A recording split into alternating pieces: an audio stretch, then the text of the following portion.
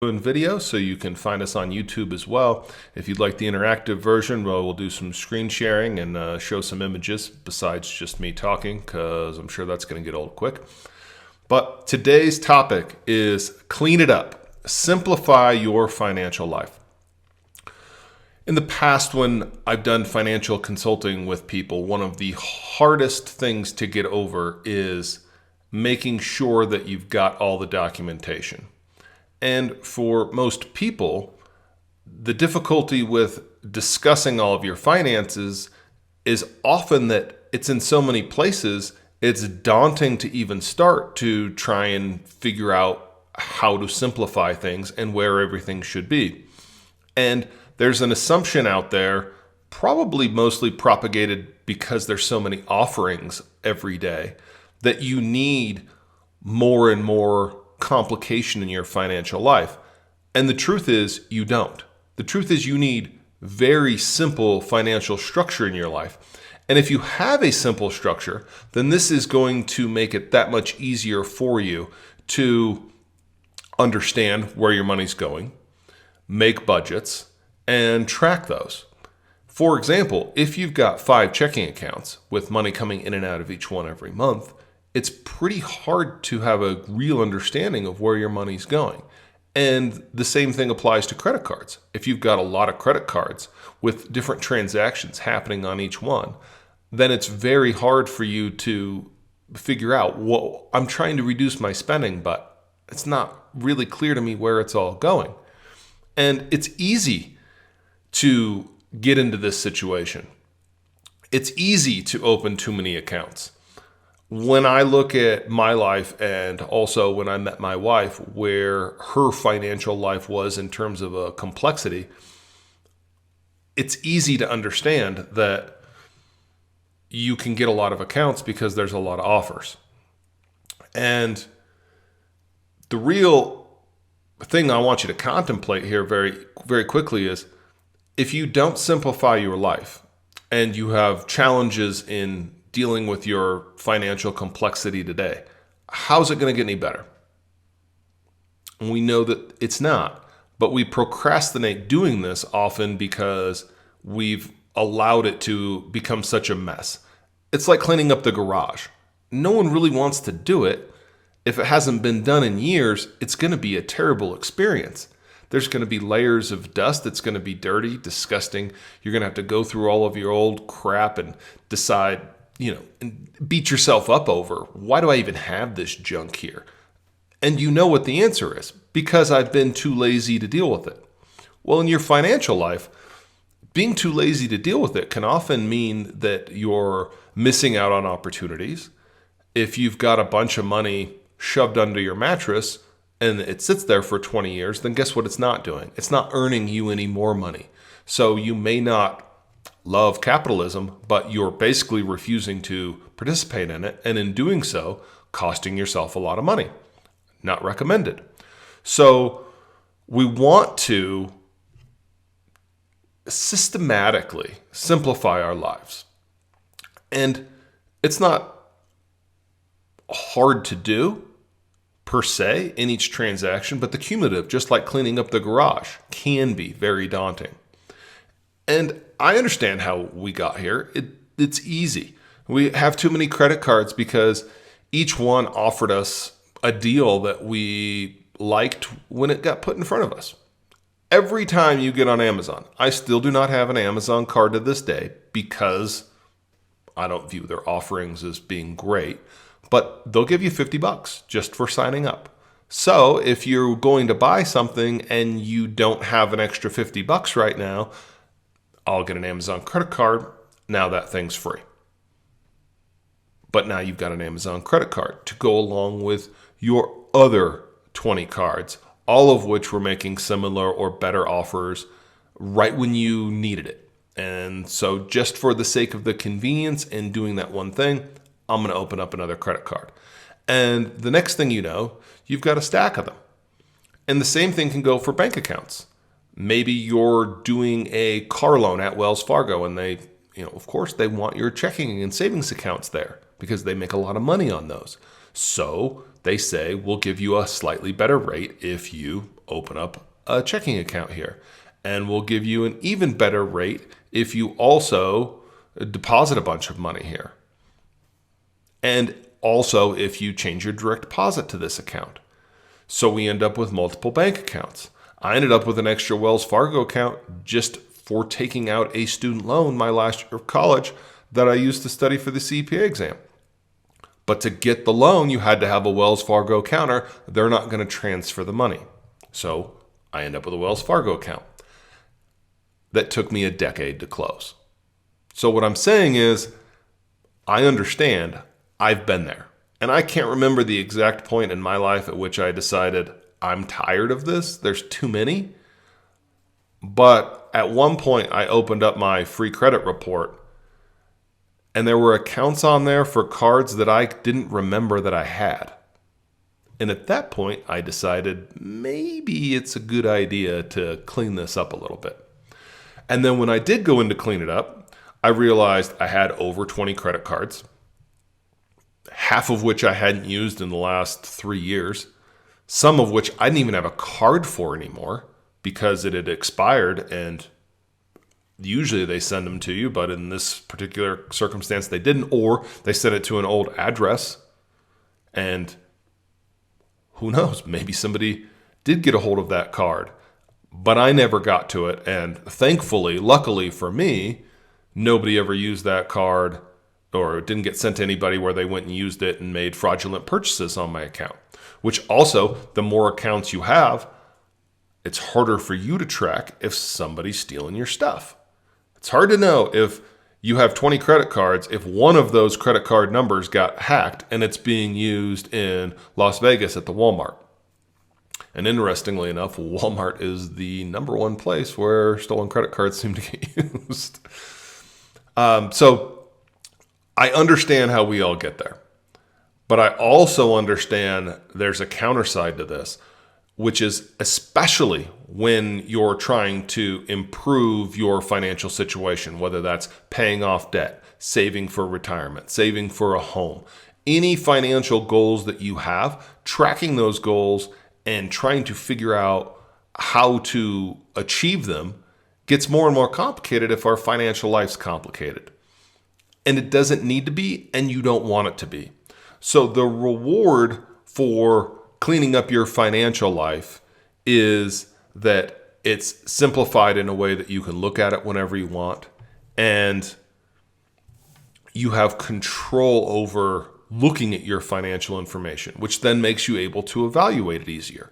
If you have 15 credit cards and each of them has 3 accounts on it that are getting charged to you every month, and you sit down and you go, hey, I'm going to reduce my spending this month. Where do I start? You could pick any of those 20, but figuring out which place might be the best to start. Do I want to get rid of my gym membership? No, I use that one. Do I want to get rid of my Netflix account? How many subscription services have I signed up for music, for video, for YouTube, for television, there's so many options now. You could have literally dozens and dozens of monthly accounts that are going through. And if you have those on multiple cards, then also you have to go make multiple payments every month off of those cards. And the likelihood that you'll miss a payment goes up. So simplifying your financial life gives you control over your financial information.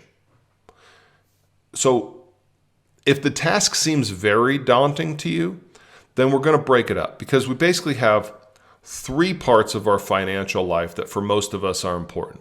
Now, if you're a seasoned investor and accredited investor, you're probably not listening to me anyway.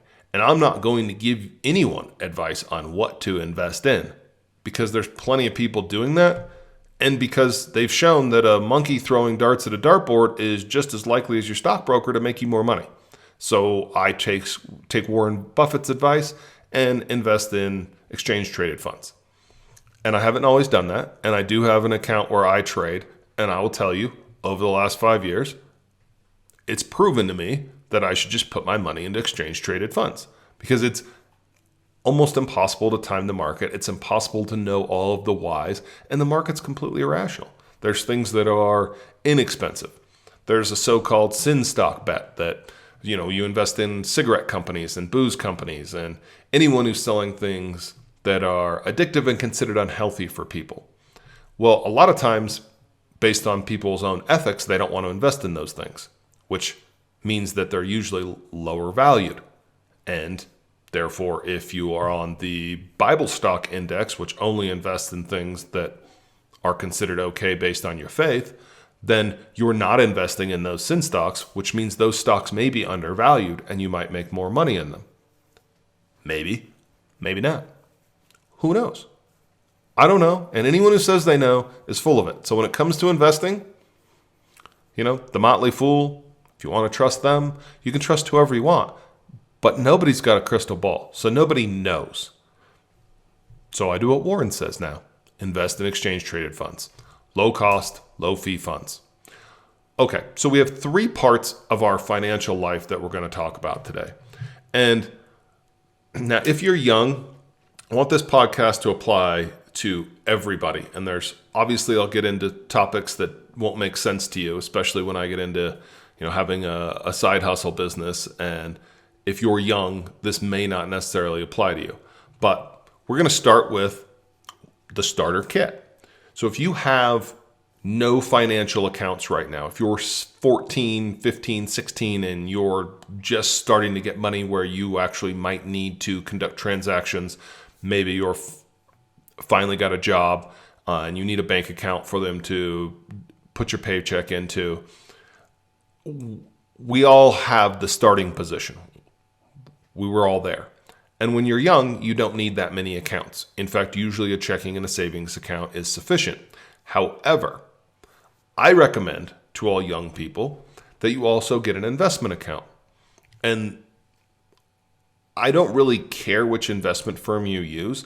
I typically tell people to go to Vanguard, but more and more companies like Schwab and Fidelity are offering very low exchange-traded funds as well, very low fee exchange-traded funds. And fees are important because they just take a piece, right? Regardless of the fund goes up, the fund goes down, they take a piece.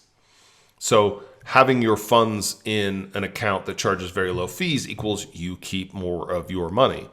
And unless there's a reason to have somebody there doing the stock picking for you, and sometimes there might be, there are some funds that will do better, but over the long term, again, I just trust Warren Buffett. He seems to be a pretty smart dude when it comes to investing. He says, just put your money into exchange-traded funds with low fees, and that's what I'm recommending as well. So I recommend an investment account to young people because if you're young and you have money, putting it into a savings account only helps the bank that it's in. And I guess we should discuss banks a little bit in general in terms of, do I want to have a bank account? Do I open a bank account? And the answer is you're going to want a bank account. In America, in a capitalist society, you're going to want and need a bank account for multiple reasons. But what type of bank account you get does matter, and where you bank does matter. So this checking and the savings account that I'm recommending to you, I recommend that be at a credit union or a small community bank. And when I say small community bank, people in your community know who the owner of that bank is. That's a small community bank. The rest of the banks are big. They talk about too big to fail. That just means too big. But understanding how banks make money off of you. So they take your money, and even in a savings account, they're going to pay you a very, very low interest rate. Right now, it's probably less than 0.5%, might even be nothing at all. And in a checking account, they won't give you any money. It won't usually give you any money back. But every night, those banks will take the amount of money that you have, and either they've already loaned it to people, or they're going to take it and give it to the federal government as a deposit, and they're going to collect interest on that. So they're collecting money, but they're not giving you much of it. So not being charged fees is critical. And the reason that I recommend credit unions is that over the long term, you're going to need loans. You're going to want a loan for a car, potentially a loan for a house. Credit cards. Credit unions typically charge the lowest rate because, unlike banks who have shareholders who are trying to make money, credit unions are typically non-for-profit institutions, which means they're not going to charge you a higher interest rate because they don't have to make more money. So they need to make some money to remain solvent because some people will not pay back their loans. That's just a reality. Some people fall on hard times. Different things happen. Not all of it's intentional. Some of it is intentional. But a credit union isn't trying to make a grand profit that, say, Bank of America will try and make. So Bank of America wants your business because they're going to make money off of you. And for most people, they'll give you a free checking account, but there's usually some strings attached. Credit unions, typically the account's free, period. No strings. And that's why I recommend going there. It's basically you don't have to worry about them trying to extract more fees and money out of you later, which all the big banks do because that generates profits for their shareholders. And the shareholders like profits. And the people running the banks are incentivized based off of stock and stocks based off of profits. So they're incentivized to try and nickel and dime you for more fees. You could almost think of the big banks like a discount airline. The entry ticket price may be cheaper. They may give you an extra $50, another perk here or there. But on the long term, they're going to nickel and dime you for every bag and everything else that you want, and that's not going to benefit you. So understanding how banks make money determines where we want those accounts. So we want our checking account, we want our savings account, typically at a credit union, and typically those are combined. They're basically two account numbers, but they're on the same account. So you won't get two bank statements every month because you've got a checking and a savings account. The last thing you'll want as a starter kit is often an investment account. And I say this because if you're young and you're starting out, you should be saving a good portion of your money. And the sooner that you can invest that money, the sooner you're going to learn lessons of investing. The sooner you also will understand that you can make money on your money and that this is actually the only real way you're ever going to achieve financial independence is your money making money. This is the system of capitalism. Capitalism says you take capital. The number one piece of capital starts out as cash. You can convert that cash into other things that are capital assets, such as an apartment building, a commercial building, or you can buy stocks in companies, which is what most investments are. And those stocks give you rights to future earnings. And if the stock prices rise or the company pays dividends, you get that money. So if you start learning that at a young age, you want to invest more and more of your money because you're like, wait a minute, that money's making me money. I need to put more money over there. I could spend this today, but if I put it over there, in a few years, I'll have more money. And then eventually, where we all want to end up is we're making enough money off our money that we don't have to work anymore. That's the dream. That's what we're all trying to get to, where we don't have to work. Not that we don't. We don't have to retire immediately. We don't have to do nothing. But the obligation of having to go to work every day is what we're trying to get away from. So even when you're young, your first job, you will have extra money, especially when you don't have all the expenses of life that you will later on. So if you can put that money into an investment account and start earning some money, so parents with children, this is a great idea for them. Show them how it works. You open an account with Vanguard. You may need a parent's signature, but I'm sure they'll let you do it. You start putting money into that, little bits every month, $20, $30. That's enough. They will buy stock with that money. When those stocks rise, you'll make more money. If those stocks go down, you'll also lose money. This is part of the game. Over the long term, you will make money. That's just what happens. Over the long term, the market grows. It has for the last 100 years. So unless we have some cataclysm that wipes us off the face of the earth, this is the system we're living in. So these are the starter accounts that you need. Pretty simple. So if we're breaking this up into three sections, if you're older and you've got a big mess and you're trying to clean it up, then this is where we start. We start with the checking and savings account. And what we want to do is get that down to one. You only need one. And sorry, before I forget about this, there's the other reasons that you want a checking account is that it is insured. So if the bank falls, if the bank goes bankrupt, you're still going to get your money back. And B, no one can come just rob it from you. If you keep all your money in your house, A, it's not going to make any money as your investment account. But B, if everybody knows that, then someone's going to come take it. Eventually, you become a target for robbery. So the reason that armed robbery for the most part in the United States is down now is because nobody's carrying cash anymore. So you come rob somebody, you get a bunch of credit cards. Then you got to go use those. Now, in addition to robbery, now you've got credit card fraud, which they'll get you for wire fraud, all sorts of complications. So less and less people get mugged, which is a good thing. And 3, it makes transactions very, very easy. You can write a check or pay with a credit card and then use your checking account to pay that credit card. You can also get debit cards, which give you direct access to that money.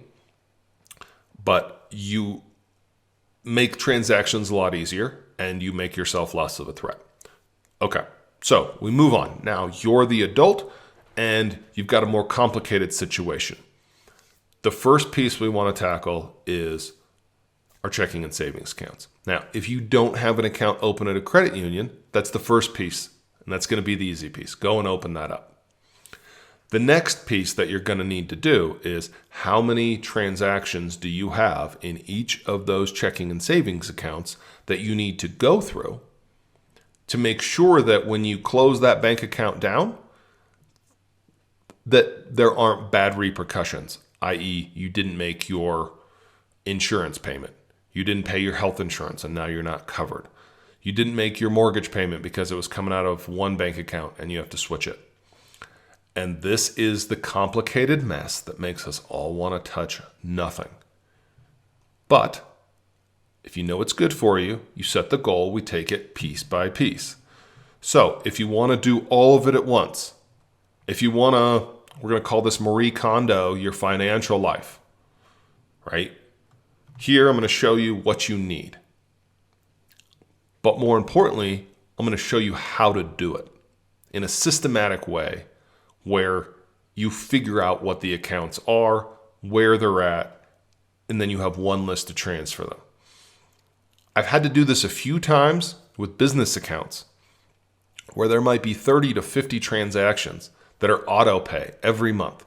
Everybody's cell phone bills, different facilities, internet bills, all sorts of standard business transactions that get attached to one card. Then all of a sudden that card number's out there too much. Fraudulent transaction happens and the credit card company shuts it down, which means you have to move them all. So sometimes you have to do this stuff in life, not because you want to, just because it is what it is. And your bank account can be hacked just the same. So this is kind of a part of life piece that you're likely going to have to do anyway. But if you've got a system set up to do it, you've been through it once or twice, it makes it easy. So we've got 3 parts that we're going to basically break this down to. So we have our checking or savings account, our investment accounts, and credit cards, or accounts that we owe on. And not everybody has all of these up front, but most people are going to need most of these. So how do we get to all of our information? Well, if we just start with bank accounts, you can get your statement and you can see what's coming out of there automatically. So you define what's coming out of there automatically. And once you know all the pieces that are coming out automatically, then you can transfer them to your new bank account. Hopefully, again, at a credit union or a small community bank. And once all of those are transferred, along with your direct deposit, if your payroll is coming through direct deposit, then you can shut down those other checking and savings accounts. And shutting them down is not the easiest of processes because none of those banks want to do it. They want you to have more accounts open. Now, if you listen to the Wells Fargo stories, they'll just open up accounts for you that you didn't even ask for. So if banks are opening up accounts for you that you didn't ask for, how likely are they to say, oh, hey, you want to move your bank accounts? Great. Come on over. We'll just shut them all down for you. No problem. No, there's going to be some resistance. So what I always tell people is when you're trying to shut accounts down, you got to put your hard hat on. You got to pretend like, hey, I'm ready. I know this is going to be a bit of a fight. They're not going to like the answer, but I don't care what they offer me. My answer is, I'm done here. Shut it down. You have to by law. And if they don't want to, press record on your phone. Get them on phone saying, get them recorded saying they will not shut your account down. That is a federal violation. Plain and simple. Just like opening accounts for you without your permission is illegal. They'll be illegal of that too. But they will shut your account down. They just don't like to do it. And when you shut your account down, don't let them charge you anything. Usually they'll want, well, we should issue you a cashier's check for the money. No, take the cash and walk it right over to your new credit union. Don't pay them anything extra. You don't have to. It shouldn't cost anything to shut a bank account down. In fact, if it does, please let me know because I'll put it on wax and let everybody know which banks are acting really shitty towards their customers. And the thing is the banks don't want the bad press. And so you can go into the bank and I recommend being nice and cordial when you ask them to do this. And then if they don't want to do it, I just keep raising my voice. When the honey doesn't work, I go to the salt. And that usually constitutes I'm just going to keep raising my voice saying the things you're not letting me do. So if you're in a bank and they won't let you shut down your account, more and more loudly, I just continue to say, why will you not let me close my account? And nobody wants a scene. The bank doesn't want the scene. That's not good for customers, even though there's hardly anyone in a bank anymore. But nobody wants to deal with it. And no one wants to deal with you irate over something they're supposed to let you do. So they'll try and talk you out of it, but stand your ground. So piece one is our bank accounts. And honestly, the bank account one's usually the easiest one. Usually transitioning out of our bank account is fairly straightforward. We're just closing an account.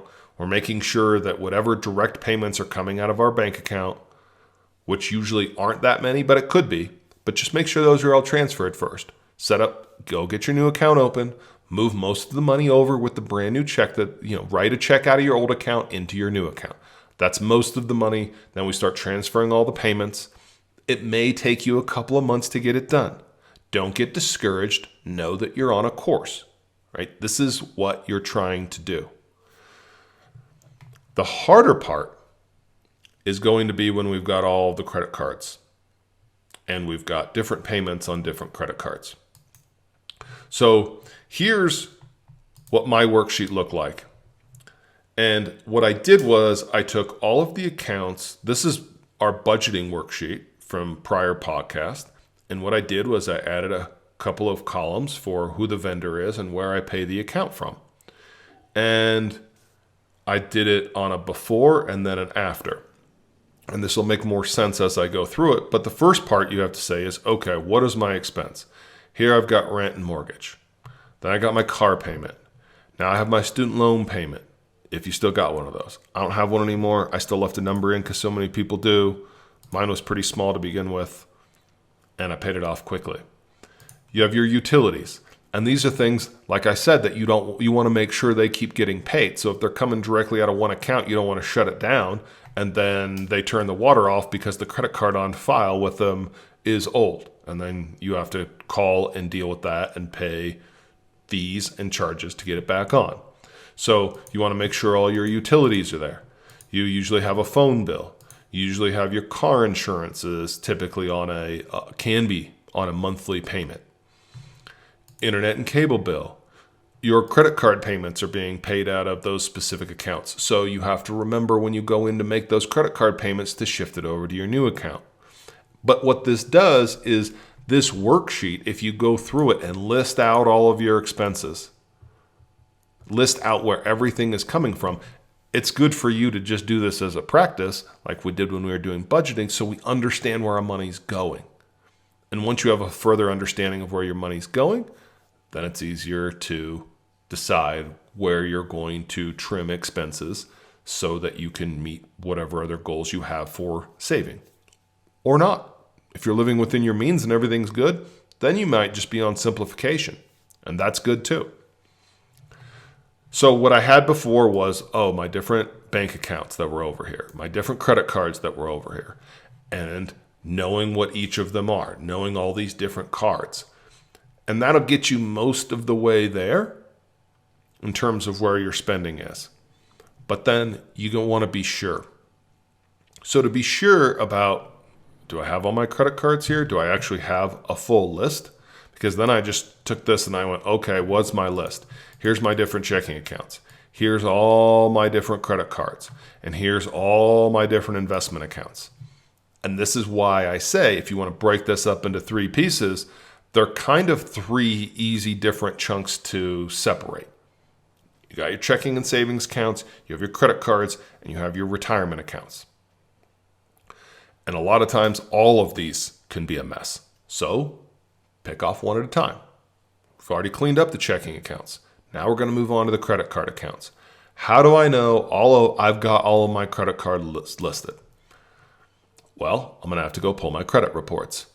I believe almost every state requires that these guys give you a credit report once every 3 years. And since almost all of them have been hacked, you should be able to go get one for free.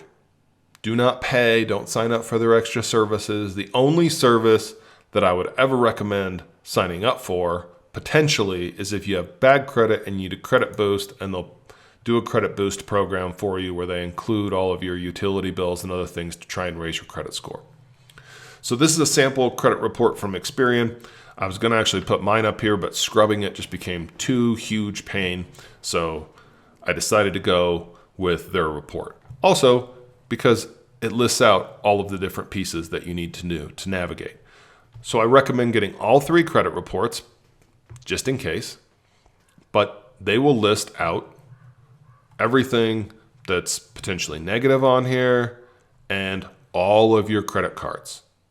So often the banks will also be on here if you have overdraft protection, because that's considered a line of credit. So if you see your bank account in here as well, that's why. Other than that, they don't actually look at your checking accounts. Interestingly enough, credit scores do not include cash on hand. So if you have $100,000 in cash, that doesn't matter to your credit score. Interesting. Seems like it should, but it doesn't. Good things to know. If you'd like to know more about credit score composition and how to fix your credit score, I already did a podcast on that. I'll probably redo that one again for YouTube, since now we're trying to put up video as well. So within here, they will show you when you open that account, all the status, monthly payments for each month. And basically you can go through and verify that your list of credit cards matches what's on your credit report. They'll also have your loans in here. So if you've got auto loans financed, you have your home financing in here. Those are all listed because those are all types of credit. So understanding all of your credit supply, basically, is important for cleaning up your accounts. And cleaning up your accounts on credit cards can be tricky, because if you don't do this correctly, you can damage your credit score. The first time that I did this, I didn't know what my credit score was really made up of. I just knew I was tired of having all these credit cards in my life that I didn't even use or may not even have, and I just wanted to simplify things so I could track it easier. So I went and closed down a bunch of credit cards, and my credit score went down. I thought, well, that's weird. Why would that happen? But I didn't understand what my credit score was comprised of. So because your credit score is comprised of the amount of credit you're using versus the amount of credit available, I'd shut down a bunch of credit available, which changed my ratio. So before we consolidate credit cards, we have to think about these things. So if I'm looking at my credit card cleanup, so these were all my checking accounts. Now I just have one at the credit union. That's part A. Part B, all of the credit cards that I've got. And when I say I want you to be down to using 1 or 2 credit cards a month, you don't necessarily have to get rid of all of them. So there's other things to consider in this as we condense. And there's a difference between what we leave open and what we're using all of the time. And let's clarify that distinction. There is nuance to all of this, and that's important. So I'm going to try and go through that nuance because that's the nuance that I think prevents a lot of people from doing things because they're not sure. You're not sure what if I do close these down? What's going to happen? What's the real strategy to do this and do it the right way? So when we have an understanding of how our credit score is done, which if you haven't listened to that podcast, I recommend you do. But I'll go through some of those main topics here. One of the things that's important is how long your credit has existed. So term or length of credit history is important. So if you have one credit card that's been open for 10 or 20 years and you have 3 others that you opened 2 months ago, you might not want to close down the one you had for a long time. Now, if you don't like their service, they've been shitty to you, or they charged you fees when they shouldn't have, or wouldn't remove any fees ever, then maybe you still close it anyway. But if you've got a couple of accounts that have been open for a very long time, consider just leaving them open. The next thing, if you've got a Nordstrom card and you shop at Nordstrom and you spend I don't know what it is, $1,000 a year or something, where they're going to give you $200 free in hemming and alterations, that might be worth it to you. So you don't necessarily have to shut down your Nordstrom card but most of us, we end up with all these credit cards because every time we're in the checkout aisle, would you like $40 free? Of course I would. If anyone comes up on the street and offers you $40 in cash, you're going to take it. Like, hey, would you like $40 today? Yeah, I'll take $40 today. When Amazon offers you $50 or $75, hey, you want $75 off your order? Of course I do. That sounds like a great idea. But they want your business for a reason. They're giving you that handout for a reason. And honestly, those cards aren't the ones you should really be getting. It's okay to go get an offer here and there. That's how I ended up with 20 credit cards. Way too many offers. Okay. But then all of a sudden my life's complicated. So if someone walks up to you and says, hey, here's $40, but your life's more complicated, that's a different discussion. But that's not the way they're ever going to present it. So I don't mind you having a specific card if there's a specific benefit you're getting from that card. But on the whole, you want to seek out the cards that have the most benefit to you and specifically use those ones. Typically on a personal card, that's going to be like 1.5% cash back. I believe that's the best offer going right now. And to me, that means that if I use a credit card on my transactions, I'm getting 1.5% discount every single time on every transaction, which is why you want to use a credit card. This is where I differ from a Dave Ramsey who will say, cut up all your credit cards. And if you do have a problem with spending on your credit cards where you have lack of self-control, that might be a decent idea. But if your financial life is in order in any way, shape, or form, and you're able to stick to a budget and you're working on this, giving up your 1.5% discount doesn't sound like a very bright idea to me. But if that doesn't work for you, then yeah, cut up your credit cards. Okay with that too. But don't close them all out because that'll kill your credit score. All right, so how do we do the credit card stuff intelligently? First, we need to know what we've got. So that we go through our credit report for. Second, we need to know what we want to end up with. Now, as I said, okay, I like this I like this Nordstrom card because I get some benefits of it. I only use it at Nordstrom 3 times a year. Fine. I'm going to keep that one. Okay. I'm going to keep that one open. Right. My Capital One card I've had for 15 years. So I'm just going to keep that one open. But I'm going to know that I'm going to keep it open just to have it open. So then I'm going to look at, okay, what am I going to get rid of? So now I'm going to get rid of my Amex card. And I'm going to get rid of all of these other cards. And like I said, my original list was 20. So this is a much pared down list. So first thing I want to do, I have my credit report here. The beauty of my credit report and having all that information in front of me is that I know what all the things are. So my first process is I know what I'm going to shut down. I'm going to shut down this Amex card. So before I shut down that Amex card, I got to go look at the last 2-month statements, or at least the last month statement. Are there any accounts that are auto pay on there? Maybe my Netflix is being paid. Let me see. If I go back over to here where I listed it all out, what am I using that Amex card? Oh, my HBO account's on there. Maybe I should actually cancel that. Maybe I should find a friend with a login and use theirs instead. Oh, my gym membership was on that Amex card. Oh, well, I do use the gym, so I need to keep that one. So knowing that, I'm going to switch that. I'm going to log into my gym membership. I'm going to change the account over to my... Oh, wait, I'm keeping my Capital One card here. Maybe it's the Chase one that this needs to go. Nope. Getting rid of all of these. Okay. So I'm gonna consolidate down and use my Capital One and my Chase cards because those are the ones with the point systems, cash back that I like the best. So I take my Amex card and I say my gym membership's on that. I go to I go to log into my gym membership. I change it to my Capital One account. Now there's nothing left on my Amex card that I need. That's part one. Part two, I need to go look at my credit report and I need to see how much credit are they giving me from my Amex account. So if I've got a $10,000 line of credit with Amex and I just shut that down, then that's going to negatively impact my credit score because the amount of credit I'm using versus the amount available, that ratio, which accounts for 30% of your credit score, just changed. So how do we do this intelligently? We call Capital One. We go through all of these.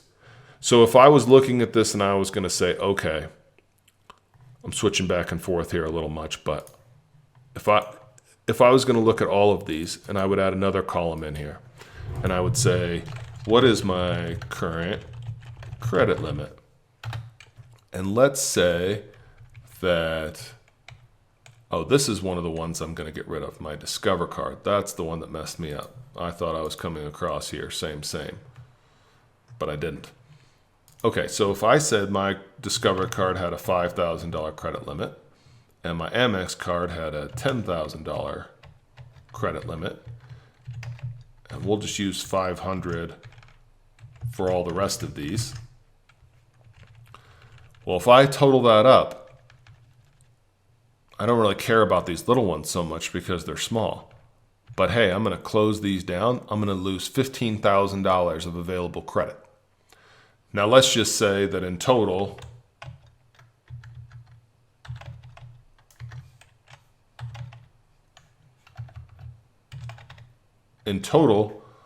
I've only got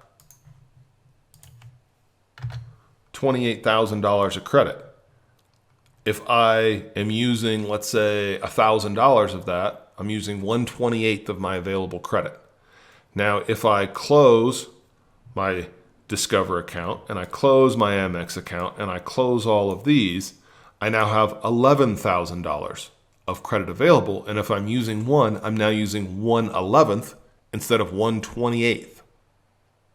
So that's what I want you to see. That's the place where it will hurt your credit score. So how do we get around this and still clean up our life? Well, it's easy. You call Capital One and you call Chase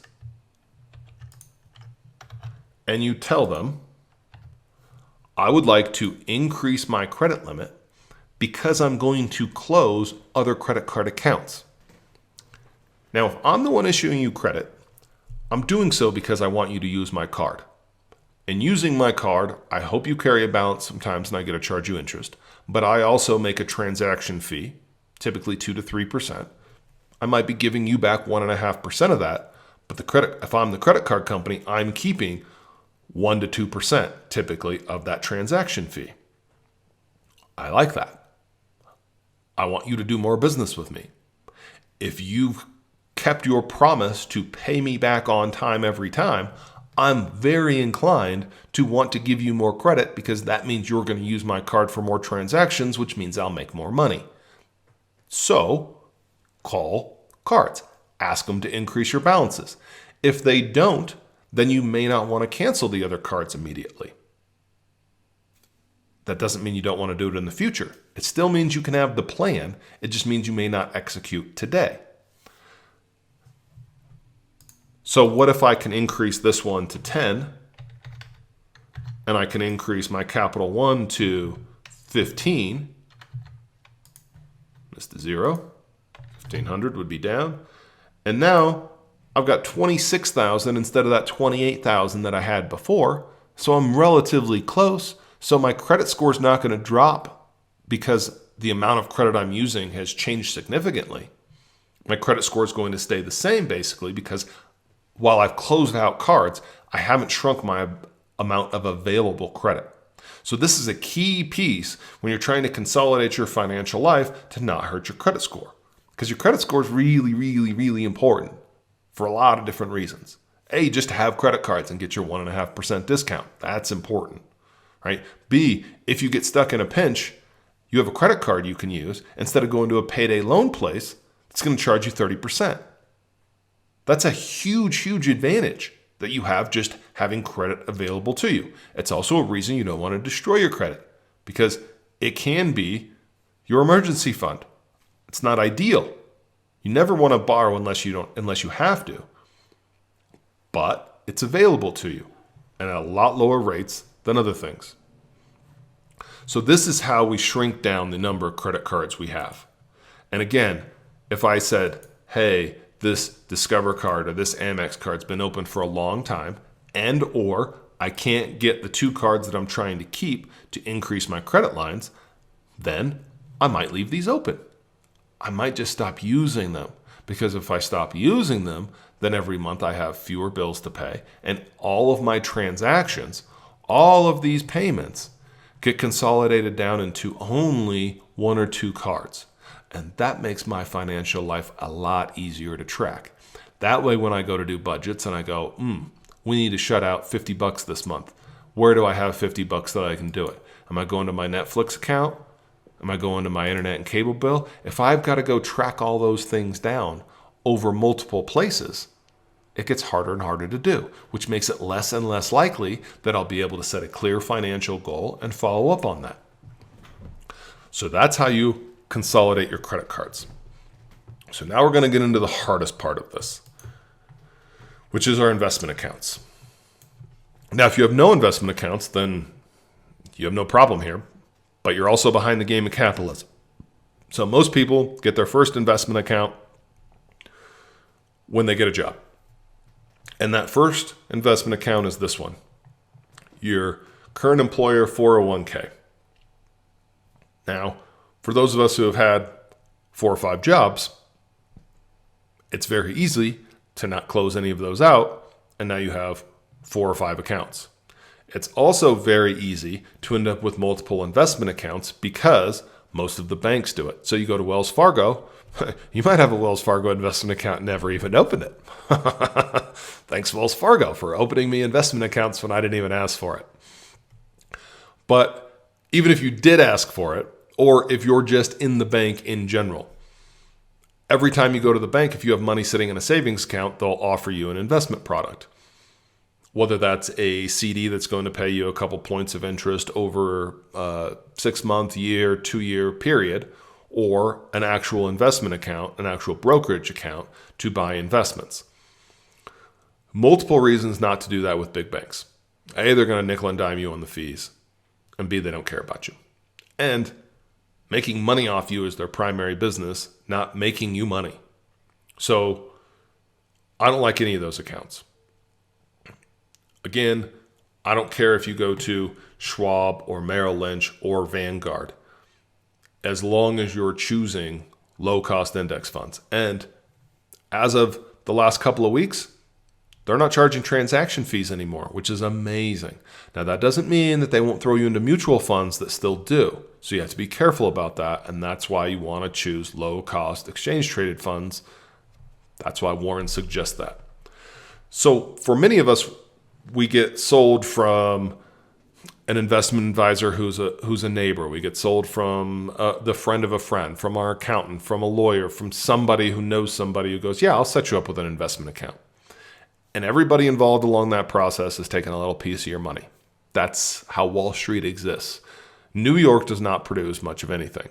What they do is take small percentage transaction fees off of all of our money. So say no. If you don't like Wall Street, if you're upset at the big banks, don't give them your money and your business. It's that simple. So how do we consolidate this down, and what does that look like? So I'm just going to use Vanguard as the example here of saying, hey, I'm going to go to Vanguard. Now, when I give you the list of accounts that you might have as investment accounts, so you're going to need a traditional IRA, and your traditional IRA also becomes your rollover account for all former employer accounts, because you want to go get that money and you want to transfer it. And honestly, those are the easiest transactions to do. Those will be easier than closing bank accounts or easier than anything else.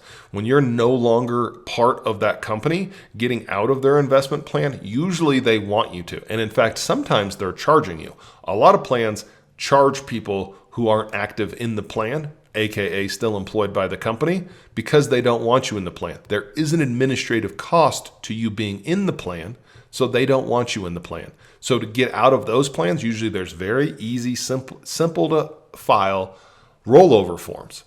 And this is why you want this traditional IRA. In addition, if you're eligible and can contribute to it, sometimes it's good for you to contribute. The next thing that you may want is a Roth. So I'll do a completely other podcast on Roth versus IRA. It's just a gamble on whether or not you're going to pay more in taxes now or later. However, there is some strategy to that, especially when you're young. So you may have a Roth IRA. Also, your employer account now with 401ks can have a Roth and a regular option. So if you're putting money into a Roth option and you roll it over, you're going to need that Roth account set up in your investment accounts. The third one that you want is a taxable investment account. So this is when we talk about saving and turning our savings money into making money for us instead of holding a lot of money in our savings account, which a lot of people do because it feels more secure. A lot of times you want to invest that and just have it moved immediately there into the investment account. And then you'll have your 401k of your current employer. And there's no way to get around that, especially if they're giving you a safe harbor contribution or a match contribution. That's free money. You need to make sure you're taking advantage of that and get that money. Now, when you leave that job, then you roll it over into your traditional IRA account. And any investment brokerage account, any Vanguard, you call them and you tell them this is what you want, no problem. Now, if you aren't going to fund the Roth and you don't have a 401k with a Roth, that's why it says optional in here. You may not need that. But you definitely will want the traditional IRA. You'll definitely want a taxable investment account. So at a minimum, you just need the two. Maybe you have the Roth, and then you're going to have for most people, you're going to have an employer account. And I say most people, that's not even true. I think it's 30% of people don't have an investment option at work. So if you don't, that's what you want the traditional IRA for, because you're eligible to contribute to that or the Roth. And then you have your taxable account. So how do we get there? Again, if you've got multiple investment accounts, if you have the old employer 401ks, they're going to transfer those easy. But when you have other investment accounts that you're trying to consolidate into one, if you thought leaving the bank was going to be hard, these guys are going to be really difficult. And the reason why is they're making money off of you. Whether or not your account makes money or not, typically they're charging you fees. Just to have an account will be a fee. Just to have your money invested in different funds will be fees. And they're also making money. So if you go to Merrill Lynch or Schwab and your money is then invested into mutual fund accounts, it's likely that they're getting a kickback on that. And the same thing happens in 401k plans. And there's a lot of litigation going on this right now. And I'm dealing with a couple trying to fix them up. But you could be thinking that the mutual fund charges me 2%. And that goes to pay all the things in the mutual fund. But it probably doesn't. The mutual fund fee is probably 0.5%. And 1.5% is going to your brokerage firm. And that's how those guys get paid. That's how the financial advisor gets paid. And if you're going to take on a financial advisor, the one question you always need to ask, and it's the only question you really need to ask, is, are you a fiduciary? AKA, are you acting by law in my best interest? And if their answer is no, then they're working on fees, and therefore their incentive is to put you into investments that are going to charge fees. Why would you do that? That's all you need to know. This is exactly why Warren Buffett says invest in low-cost exchange-traded funds, because you stay away from all the fees.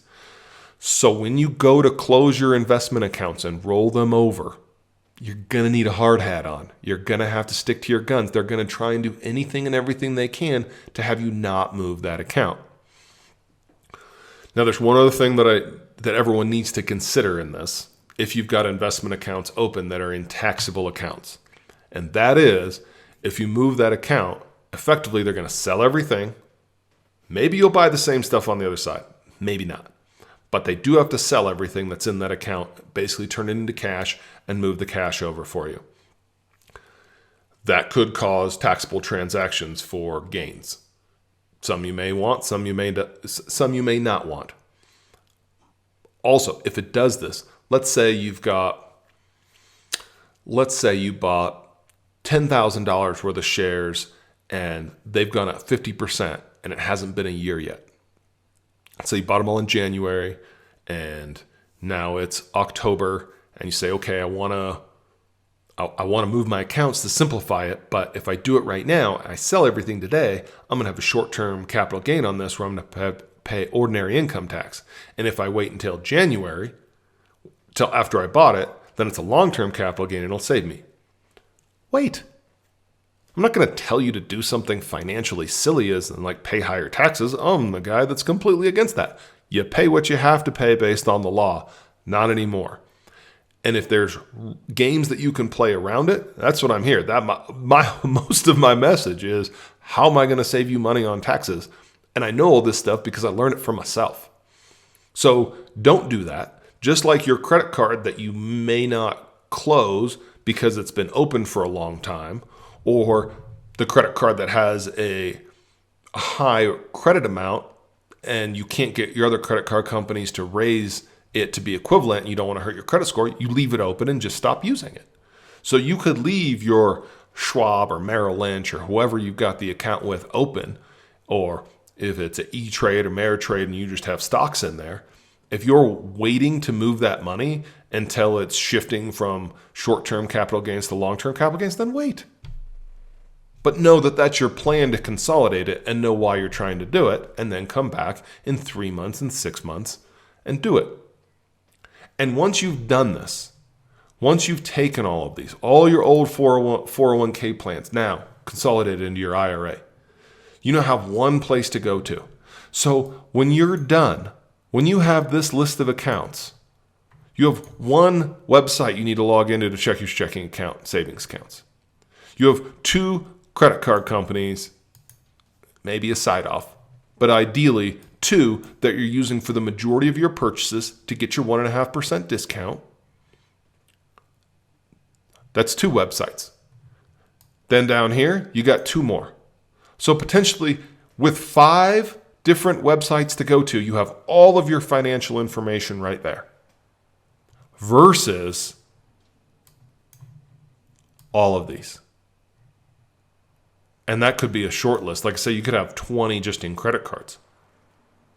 So the reason to do this is it makes everything easier. Now you want to go to have a financial discussion with a financial planner who is your fiduciary, or you're sitting down with your CPA at tax time, or you're having a discussion with your spouse or girlfriend or whoever's important in your life about your financial life, and you now have things where they're very simple in a place that you can see them and understand them. You can then see your spending. You can see where it's coming out of every month. You don't have 20 cards that you're trying to trace transactions together to figure out, where is my money going? What am I spending it on? I make enough money. I should not be spending this much money. I'm going into debt and I need to change my behavior. How do I do that? Simplifying your financial life, A, can help you get out of debt, can help you with budgets, and B, can help you from overspending and spending money that, again, your future self says, hey, it's my money. Stop spending all of my future self money. I got to work for that later. If you're going into more and more debt, knowing where it's going, knowing why, figuring out how am I going to make things less and less expensive. So that's why I want everyone to consolidate and have a simple life. Have a simple financial life means you can have really good financial discussions when you need to. And that's what I recommend. So hopefully this has been useful for you. I hope you simplify your financial life. I can tell you that dealing with it going forward is much, much easier. Thanks for listening. Hope to catch you next time, where we can help you keep a few more dollars in your pocket.